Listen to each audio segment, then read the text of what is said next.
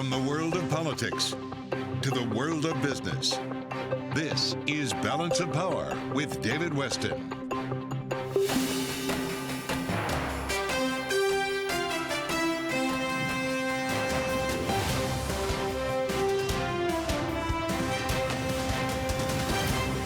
From Bloomberg World Headquarters in New York to our television and radio audiences worldwide, welcome to Balance of Power. We start today with the price of oil, something that's been very much on President Biden's mind pretty much since he began office as President of the United States, as has been caught perhaps between the invasion of Ukraine and some of the restrictions on supply, and on the other hand, some of the restrictions on demand, particularly coming out of China.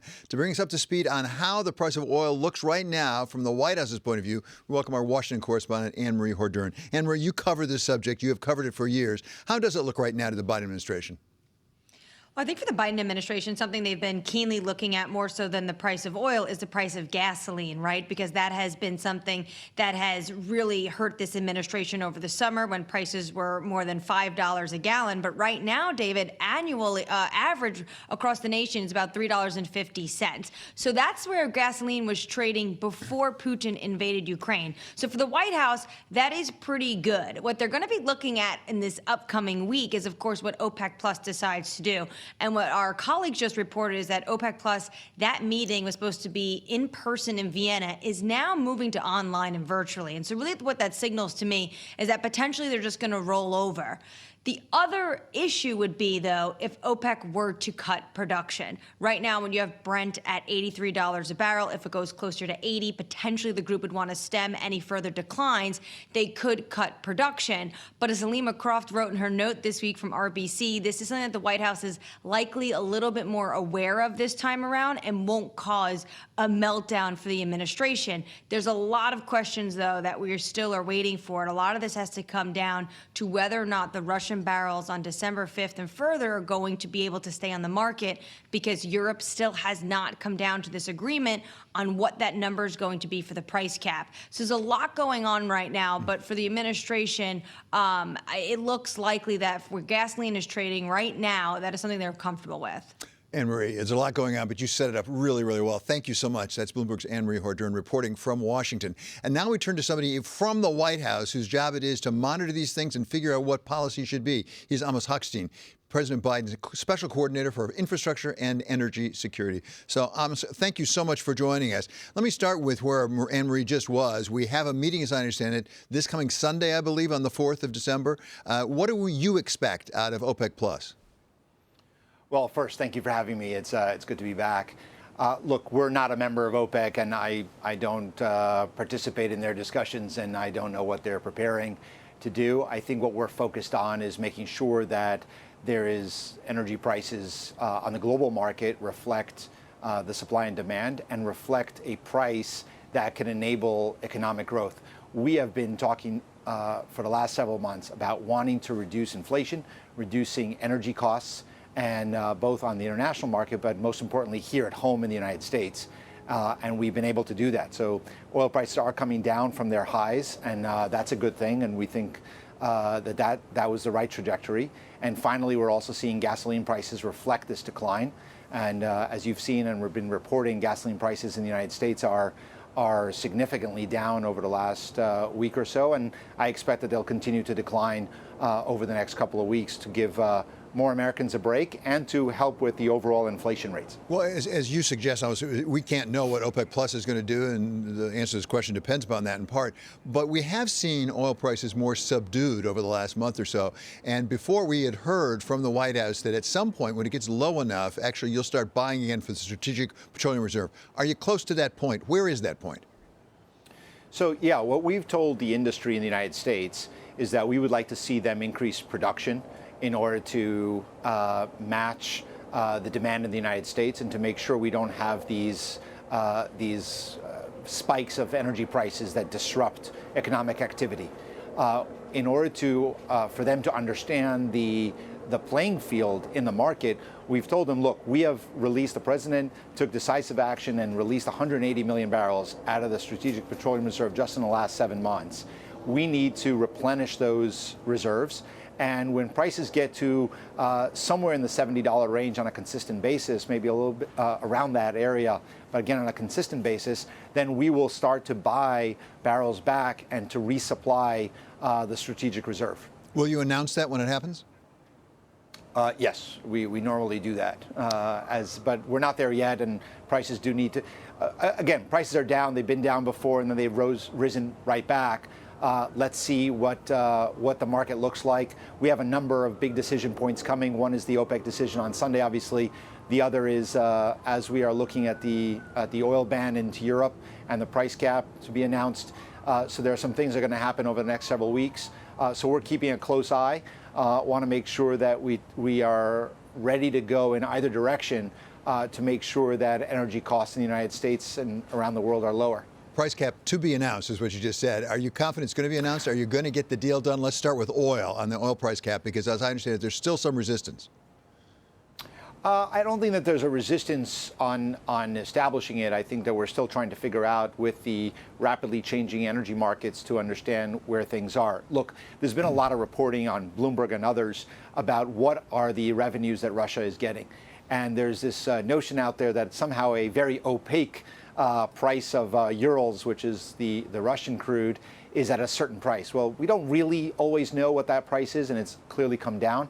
But just to remind folks that Urals only represents a certain portion of Russia's sales. They have other oil that comes out known as ESPO and other grades that are traded at different prices. So we're trying to understand and work with our colleagues and partners around the world and in Europe to make sure that when the EU and they are taking the lead on this to set the price, it reflects a price that restricts Putin's revenues, restricts his profits, but also does not but still incentivizes Russian crude from reaching the market and making sure that we have enough supply. That's a delicate balance, and the EU is working on it right now. Yeah, it's a delicate balance, without a doubt. But on, again, the subject of the price cap of oil, let's talk about that for a minute, because the reporting I've seen suggests that pretty much all the Russian oil is below a $65 to $70 a barrel rate. And so if you, in fact, get a $65 to $70 limit, does that affect his revenue at all, Mr. Putin's? So first, I disagree with I would take some issue with the reporting. I think that Urals is trading lower. Other crudes, ESPO and other, are trading higher. It's a more complex picture. And clearly, over the last, as you noted at the beginning of this interview, prices of crude, of Brent, has come down. But just a few weeks ago, Putin was getting, just at Urals, was getting significantly higher prices. So we can't match the price cap just to a daily change or a weekly change in prices. We have to make it responsive to the market, but also with a little bit of a broader perspective. So we have to look not just at the lowest possible barrel that Putin is selling, which may be at below $65 or $60, but we have to look at the totality of what price they are getting for their crudes. The good news is that he is getting significantly less money today than he was before, and his economy continues to degrade significantly. That's the good news, and that's the pressure that we are trying to make sure that Putin understands. He can't continue with bombing indiscriminately against innocent civilians, and now against making sure they don't have heat in the middle of dead of winter. So there are got to be consequences here, but we also want to make sure that the pressure is felt on Putin and on Russia, and not on the United States and our allies around the world and in Europe. And of course, that means natural gas as well as oil. What about the natural gas cap? Is that going to work? Because a lot of people think it's not going to work. Well, that's an EU cap that they are working on, and what they announced, I think, last week. That's still, I think we have to see how they decide to implement that. I think overall the most important thing about natural gas on price is that Europe, against all the predictions just a couple of months ago, they've been able to fill their storage levels to 95%, which means that they will be able to get through this winter comfortably, hopefully, and that the United States will continue to play the role that we have in allowing them and enabling them to do that. So the alliance against Russia is not only strong politically, but in the physical energy markets, we have worked very closely in order to be able to reach this result. And I'm glad to be able to see that our alliance holds strong and Europe's going to be okay, even at these elevated prices. One more, if I could, Amos, and that's on the question of Sure. electric vehicle credits, because the Inflation Reduction Act included those. A lot of people think that was really far-reaching in terms of climate change. At the same time, you have President Macron from France flying in later today, I believe, to the White House, who's going to meet with President Biden. This is going to come up on the discussions. Is there a way through this? Because I know some of our friends in Europe are none too happy about some of the Buy America requirements. Well, so first, let's make a couple of points. One, the IRA is the most significant climate legislation we've ever passed and is a remarkable positive step on investing not just in electric vehicles, but across the board on getting us on to accelerate the energy transition in a meaningful, physical way. And that is what we needed to jumpstart the next phase of our combating climate. And we hope that other countries follow suit and take strong actions that incentivize investment into clean energy. We've established on the fact that some countries are reading in the legislation with a different lens. There's a task force that we established between the United States, led by senior officials from the White House, and Brussels from the Commission, to work on understanding the concerns in Europe and perhaps in other countries beyond Europe, and to see if we understand those, what can be done to address some of those concerns. But at the end of the day, this legislation is what's going to enable us to make sure we have not only an accelerated energy transition, but that we have an energy transition that has a supply chain that is diversified and not reliant on a single supplier. So this is about climate security, but it's also about our national security and national economic security. So I think this is a remarkable development that we are going to, I'm sure we will find a way to work with our European and other colleagues to ensure that it works for everyone. Okay, Mr. Hochstein, we'll be looking for exactly that way to work it all out. Thank you so much. That's Amos Hochstein. He is Special Presidential Coordinator for Global Infrastructure and Energy Security, coming to us from the White House today. Coming up, NATO foreign ministers have been meeting today in Brussels with Ukraine at the top of the agenda. We'll talk with former NATO Secretary General Rose Gottemoeller about what comes next. This is Balance of Power on Bloomberg Television and on radio.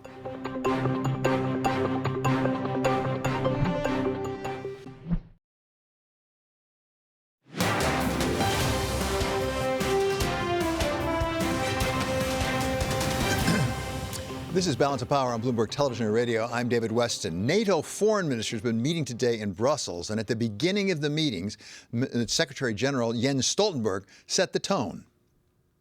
This is a critical time for our security, and we are sending an important message. NATO is here, NATO is vigilant, and NATO is ready to defend every inch of Allied territory. To go into some detail about what NATO is doing and should be doing, welcome now Rose Gottemoeller. She's a lecturer at Stanford University and the former Deputy Secretary General of NATO. So thank you so much for being with us. Really appreciate it. So we heard there Jens Stoltenberg saying we're going to stick with Ukraine. We're going to give what it needs. What does it need? I was really taken by Foreign Minister Kuleba's comments. He's the Foreign Minister of Ukraine. He joined the foreign ministers of NATO for this meeting, and he said, what we need are Patriot air defense missiles and transformers to repair the electricity grid. So very succinct, very sharp message from Kuleba. And he said more, faster, faster, faster. So that, I think, is the message that Ukraine imparted to the NATO foreign ministers today. And it seems like from the results I'm seeing coming over the wires that the NATO foreign ministers responded and are ready to deliver both continued missile defense capabilities, and really the military aid has been so important, but also then to begin to look more at providing for humanitarian assistance, including to repair of the electricity grid. Well, if we start with Patriot missile batteries, do we have the capability? As I understand, we don't have that many of them, certainly not that many of them in Europe. Do we have them that we could provide Ukraine if we wanted to? No, it's a very good point that Patriot missiles are rather few and far between. They are the best air defense capabilities that the alliance has. But it's not like they are the only air defense capabilities that NATO is offering up at this point. They range from, frankly, old Soviet-era S-300 systems that were in the arsenals of the former Warsaw Pact countries that are now members of NATO, countries like Romania, where the foreign ministerial is being held today. So they have been providing some of those older systems, which the Ukrainians, of course, know how to use very well indeed. But they are also providing some of the more modern NATO systems that range up to Patriot as the really the most effective of those systems. But you're quite right. It is a strain on NATO and on NATO's production of military equipment across the board to keep these supplies coming. So it is really I would say, an intensive commitment of resources by NATO to keep the military assistance flowing. What we've seen in recent days appears to be Russia's concentrated attempt to strike by missile and otherwise on the power grid of Ukraine, which has really had material effect, as I understand it, throughout the country. I see reports that a lot of Ukrainians don't have power more than something like 4 hours a day. What can we do about that? Can we protect against the missile strikes, or when they occur, can we supply power quickly enough to protect the Ukrainians? No, it's been dreadful seeing these overhead maps of Ukraine completely dark and surrounded by light in Europe and in Russia. So the Russians have had a profound effect on the electricity grid as well as water supplies in Ukraine. And so it's a major humanitarian crisis that they have caused by their bombing campaign. So the Ukrainians have been remarkably effective shooting down all of the kinds of missiles that the Russians have been throwing at Ukraine, including drone strikes as well, lethal drone strikes. So they've been rather good, but some are clearly getting through and causing severe damage. So that's the meaning of continuing to up the missile defense game for the Ukrainians, getting them more missile defense equipment. At the same time, I think, looking at it in a very large sense, this is an interesting evolution because Ukraine, in effect, now is going in the direction of more distributed generation of electricity. They are not going to have, because it's being destroyed by the Russians, the same kind of super centralized Soviet era grid that they have depended on in the past. So I suppose one could say from a silver lining point of view that in the long term, they'll be better off developing more of a distributed energy generation capability. But I, to be honest with you, know that at the moment, the rush is on just to get the heat back on and the lights back on. And so whatever that takes, I'm sure that NATO, as well as European Union experts, will be really contributing. As we try to peer a little bit into the future here, what are the likely effects more broadly about realliances, particularly in the European area? Are there other countries that are actually asking for more protection from NATO now than they did before? Well, it's remarkable. Putin had in mind that he wanted less NATO close to Russian borders, but he's going to end up with more NATO close to Russian borders because, of course, Finland and Sweden have asked to join NATO. The foreign ministers of those two countries were at the ministerial today and are continuing to work with the members of NATO, member states of NATO, to get through the ratification process in all the NATO parliaments.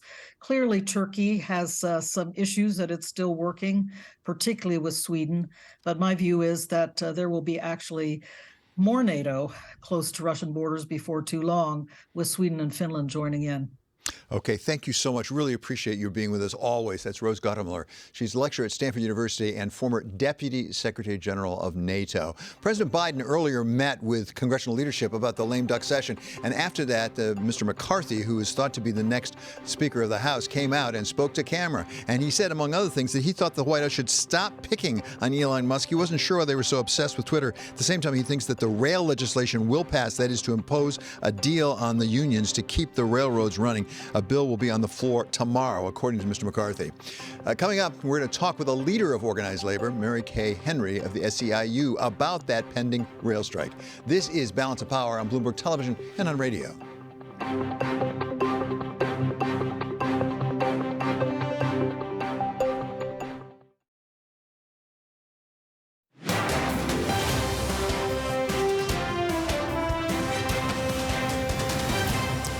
This is Balance of Power on Bloomberg Television and Radio. I'm David West, and yesterday we had the markets really reeling from what's going on in China. Today, they're reeling a little bit. To take us through it, we welcome now Kriti Gupta. So, Kriti, where are we on the markets overall? So the market has dropped quite a bit. The S&P 500 down about 0.4%. We were in the green earlier, but not with a ton of conviction. I think that's the game changer here. It kind of feels like there's some complacency in the market. If you're looking at the volume, we actually are seeing less volume than even last week. I like to look at the 5-day gauge, and if you look at the 5-day gauge, volume on the S&P 500 is actually down, but it's up to the tune of 20%, 21% on the NASDAQ, which tells you that from an equity perspective, a lot of the moves that you're seeing in Apple, in Tesla, and Nvidia, a lot of the read-through from yesterday's story on China is still really the dominating trade.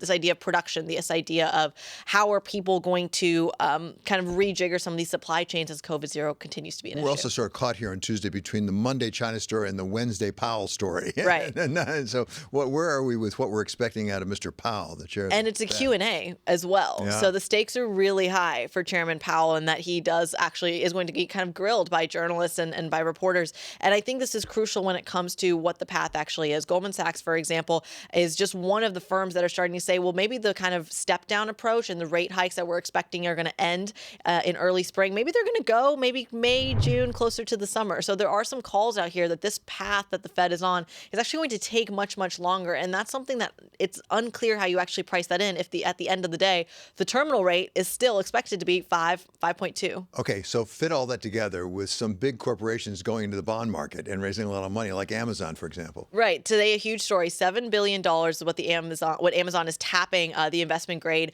market for. Now, it's a 5-part deal, and I think this is so important when big tech companies, which, by the way, are sitting on piles and piles of cash. That's a legacy of the pandemic. Some of the richest companies, Apple, Microsoft, for example. This is about a $7 billion, like I said, 5-part offering. 10 issuers are expected to follow suit. When you have one of these big companies come in and say, you know what, we're going to tap the market, we're going to try to borrow now because we think rates are going to go higher later, it does kind of encourage a lot of other issuance as well. And this is a big deal for the likes of Amazon that are making these kind of bets. This is their second bond issuance this year. It makes you wonder that even in this kind of macroeconomic slowdown environment, why do you need that kind of cash when you're sitting on so many profits to begin with? And what, are they going long? I mean, what sort of duration do they have in this? And what's going on with the bond market in general, long versus medium versus short? Well, the short end is anchored to the Federal Right. Reserve. And that's what's really crucial. If you're looking at a 5.5% terminal rate, which is a call I saw earlier, well, the 2-year yield still has some ways to go to meet that if that's indeed what it's pricing in. But so you kind of have to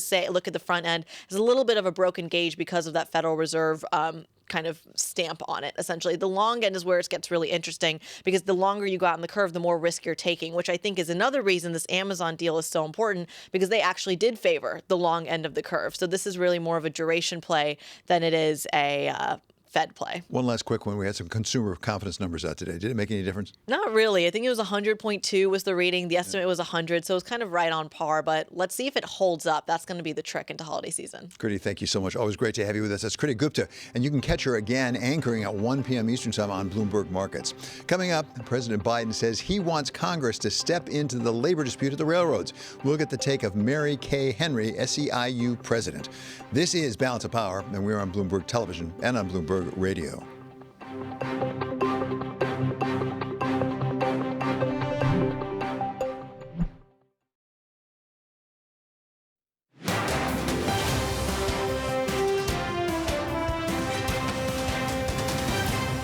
This is Balance of Power on Bloomberg Television and Radio. I'm David West, and we all want to stay up to date on news from all around the world. And for that, we turn to Mark Crumpton, who is here with the first word. David, thank you. President Biden and House Speaker Nancy Pelosi are moving to prevent a strike that would shut down the nation's freight railroads. The House is preparing to take up legislation to impose a labor settlement despite the objections of some unions. The president met with congressional leaders today. There's a lot to do, including resolving the train strike, what we're doing now, and Congress, I think, has to act to prevent it. It's not an easy call, but I think we have to do it. The economy's at risk. Mr. Biden is a staunch union backer who has previously argued against congressional intervention in railway labor disputes. The United States will give Ukraine more than $53 million to electrical infrastructure damaged by Russian attacks. Ukraine can use the money to buy transformers, circuit breakers, and other equipment. The U.S. wants to get the equipment there quickly to restore power before winter sets in. China has launched a rocket carrying 3 astronauts to its newly completed space station. They're scheduled to spend the next 6 months there on projects aimed at creating a permanent Chinese presence in space. Beijing has other ambitious plans, including sending astronauts from China to the moon. In New York, the Transportation Authority may have to raise fares or reduce service on subways, buses, and commuter trains. According to State Controller Thomas DiNapoli, the agency's current financial plans are insufficient to close long-term budget gaps. Weekly ridership is around 60% of pre-pandemic levels, and the transit agency faces a $500 million deficit in 2025. Global news 24 hours a day, on air and on Bloomberg Quick Take, powered by more than 2,700 journalists and analysts in over 120 countries. I'm Mark Crumpton. This is Bloomberg. David? Thank you so much, Mark. Well, back in September, President Biden was pretty confident they could get that rail dispute resolved without resort to Congress. This is what he said on September the 15th. I am very pleased to announce a tentative labor agreement that has been reached between the railroad workers and the railway companies. This agreement is a big win for America. That tentative agreement didn't end up in a final agreement because some of its 12 unions decided not to ratify it. To give us her perspective now on this latest development, where you heard in Mark's newscast that, in fact, the president is taking to the Congress the issue of the resolution. Welcome now Mary Kay Henry. She's international president of the Service Employees International Union. So, Mary Kay, thank you so much for being back with us. As a major leader in organized labor across the country, what's your reaction to what's going on with the rail strike? That the Biden administration has clearly tried to move the ball forward, and that the rail workers have been very effective in making their demands for sick leave crystal clear. And now it's time for the railway companies to use their record profits to invest in workers being able to take time for sickness. President Biden's been very proud of the fact that he really is a supporter of organized labor. He's demonstrated that in various ways. At the same time, right now, it looks like Congress is headed toward imposing a deal, essentially, that has been agreed upon by the negotiating teams on the unions nonetheless. We've heard from both the current Speaker of the House, Nancy Pelosi, and perhaps the next Speaker of the House, Kevin McCarthy, just today. It's going to be on the floor tomorrow. What happens if, in fact, that happens? It's not the only time that Congress has done that with the railroads. Well, I would urge every member of Congress to listen directly to what the rail workers' demands are, and then judge for themselves what's the just thing to do in this situation.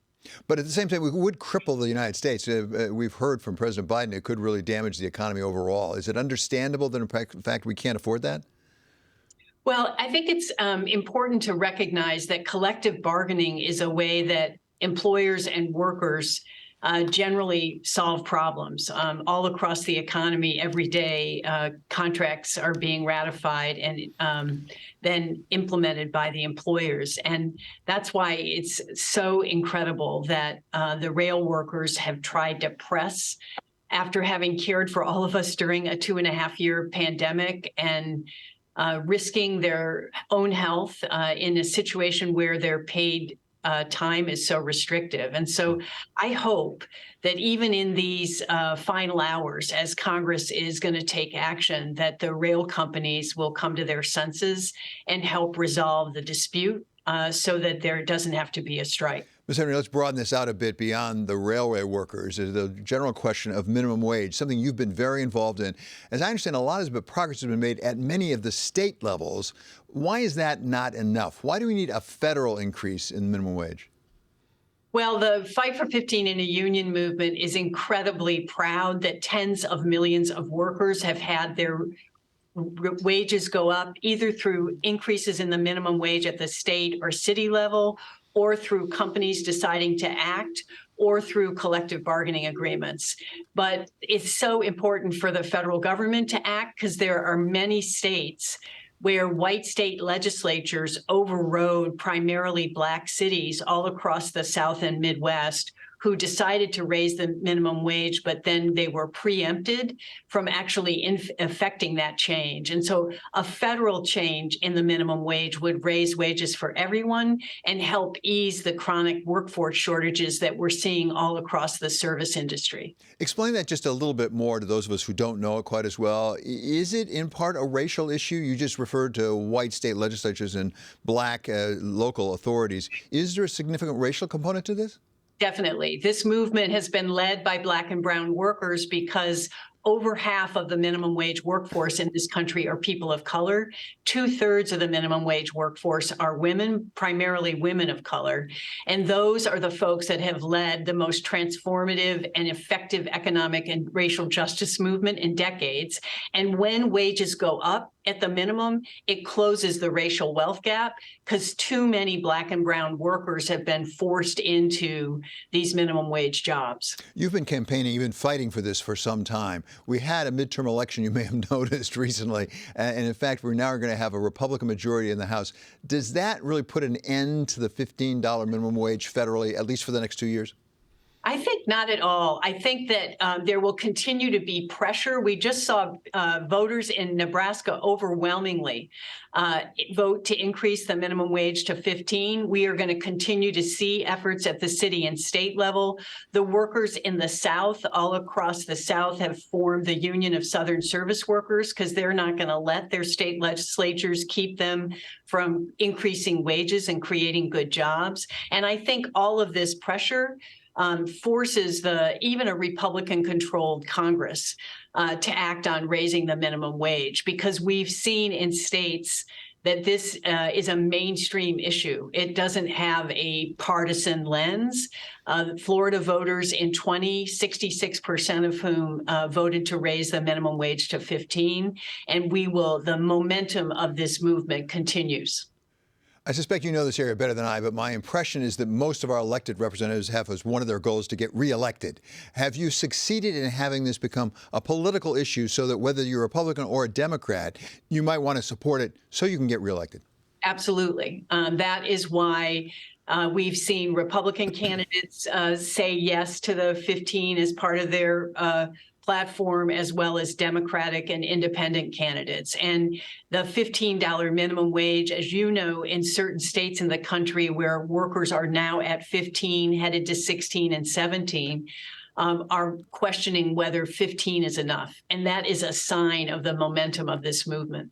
Ms. Henry, thank you so much. Always enjoy having you with us, and we always learn from it. That's Mary Kay Henry. She's International President of the Service Employees International Union. Coming up, oil prices are on the way back up after falling off for most of the month. We'll talk with Amrita Sen of Energy Aspects about why that is. This is Balance of Power on Bloomberg Television and on radio.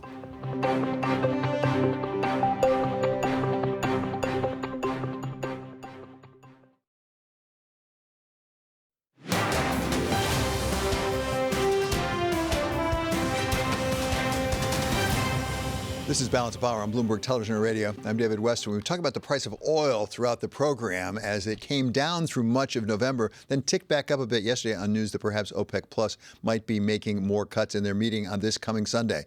To take us through what she expects and where we should be headed with oil, we welcome now Amrita Sen. She is co-founder and director of research at Energy Aspects. So, Amrita, always good to have you with us. What do you expect on Sunday when they have this? I guess it's a virtual meeting now. It's not in person.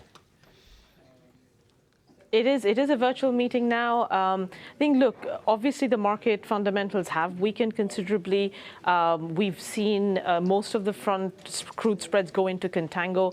And it's fair to say that OPEC Plus definitely don't like contango. They don't like inventories building. And that's what's raised market expectations of deeper cuts. I'm not ruling out deeper cuts. That's, of course, on the table.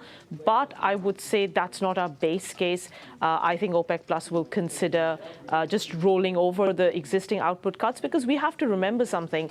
They've just put through the big 2 million barrels per day quota reductions, which will translate into about 1 million barrels per day of cuts. And this is the first month that's gone ahead. December is going to be the second month. They're planning to carry that through 2023. So the market will see that volume being taken off. also, let's not forget 5th of December. If OPEC Plus actually do think that Russian volumes will be lost, also because Russia has explicitly said they are not planning on selling oil under the price cap, then, funnily enough, OPEC Plus might end up cutting production, even if in this meeting officially they don't come out with another production cut. So I do think just a rollover of existing cuts is definitely likely on Sunday. Again, I'm not saying rule out cuts, but equally the market shouldn't expect that as the base case. So understanding that that is your base case, if in fact they, contrary to that, do cut, how much that will have to do with what they anticipate of China? We talked with Ellen Wall of the Atlantic Council just yesterday at Bloomberg, and this is what she had to say about the relationship between OPEC Plus on the one hand and China demand on the other. And if anyone is going to have a sense of when China is going to need more crude oil, I do think it would be Saudi Arabia. So if Saudi Arabia is sending signals that they don't think oil demand is going to increase very much over the course of the winter, then that could be an indication of China's COVID policy. So what about, Amrita, how good a barometer is Saudi Arabia of China demand? I mean, look, OPEC Plus as a whole, and of course, Saudi Arabia being the main one, is one of the biggest suppliers to China. So yes, Saudi Arabia does get a sense of overall Chinese demand better than many others. But at the end of the day, right now, there's only one person that knows what Chinese demand is going to look like, and that's President Xi. And I don't think anybody can guess what he's going to do. Our view remains that zero COVID will be in place through the winter. They are accelerating vaccination. For the elderly and for the population, that is going to help. Our base case remains reopening in April. Of course, the protest going on right now, again, that's a stress on the system. People might be interpreting that as China might reopen earlier.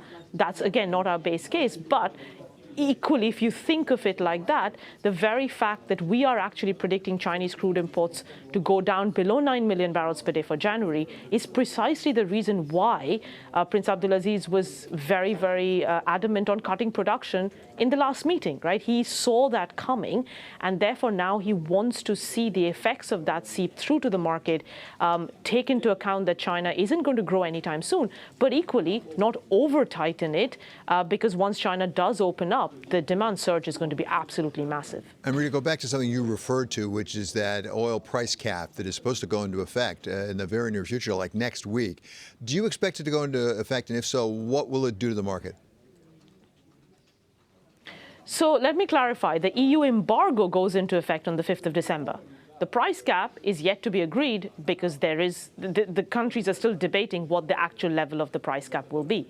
The embargo prohibits Europeans, or the EU rather, I should say specifically, from buying Russian oil, barring the pipeline. The pipeline is exempt. At the end of the year, there will be some more countries that drop off from taking Russian oil, but that's effectively the main thing coming into effect on 5th of December. And then 5th of February, the same thing applies to oil products. The price cap, once there is a price that's agreed, that's much more for other countries, China, India, whoever else wants to buy Russian oil, whether they can access shipping insurance from Europe. That's where the price cap is important, because without the price cap, right now, at least the way the legislation is, that shipping insurance will not be available to these countries. And given the Europeans provide 95% of maritime services, that could really, really tighten up the market, because potentially not all Russian oil can flow east unless and until we have a much bigger dark fleet. Tighten up the market, but the price cap I've seen talked about is something like $65 to $70. Isn't an awful lot of Russian oil already being sold at prices below that? Oh, absolutely. So if they agree to the price cap, it's not a problem. I'm saying if they can't agree to a number, then it's a problem, because come 5th of December, when the embargo kicks in, then everybody else will also lose maritime insurance and maritime services. That's the problem. Of course, right now, the price cap, we think, is more likely, or rather is being discussed, is about $62. Urals is trading below that. Having said that, a lot of Russian crude trades above that. Urals is only 56% of Russian waterborne exports. So we shouldn't confuse the price of Urals with the price of Russian crude. ESPO, other grades are trading much above $62. So it is a bit more of a nuance than just thinking that, okay, euros is trading below that, and therefore, yes, you can continue to buy euros, but you may not be able to buy some of the other grades that are still trading. One more, Amrita, and that has to do with strategic petroleum reserve that, of course, have been drawn down in the United States. They've sold a lot of the oil. At the same time, there's a prospect they might start buying again. Do you expect that? Because they say something like $70, they'll start buying again. I do believe the administration is serious about replenishing the SPR, especially at times of energy security. My only issue is I don't think prices will fall to those levels and stay there sustainably. Yes, there's a period of softness right now because China is absent from the market, but we do expect fundamentals to tighten next year. And once they do, I can't see prices going to or sustaining in the 70s. Okay, Amrita, it's always great to have you with us. So helpful. That's Amrita Sen. She's co-founder and director of research at Energy Aspects. Coming up, President Biden earlier met with congressional leaders about the lame duck session. Bloomberg's Jack Fitzpatrick will take us through what can get done in that session. This is Balance of Power on Bloomberg Television and on radio.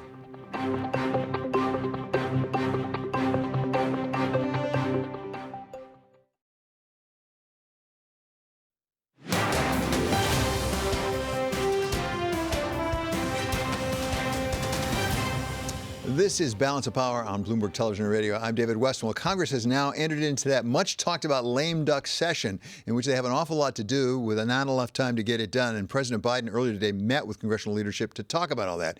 To bring us up to speed on where we are as of right now, we welcome now Bloomberg's congressional correspondent, Jack Fitzpatrick. So, Jack, what did we learn from the meeting today? Anything?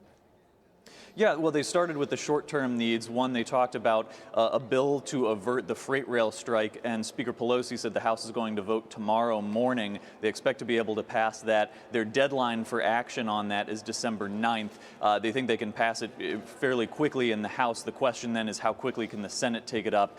Can they get unanimous consent? Do people want amendment votes? Does anybody slow it down? But they discussed that and said they want to get something done to avoid that strike. Then they talked about the December 16th government funding deadline. They have not made a ton of progress toward that deadline. There's some discussion about maybe a short-term stopgap, bumping up the work even close to Christmas.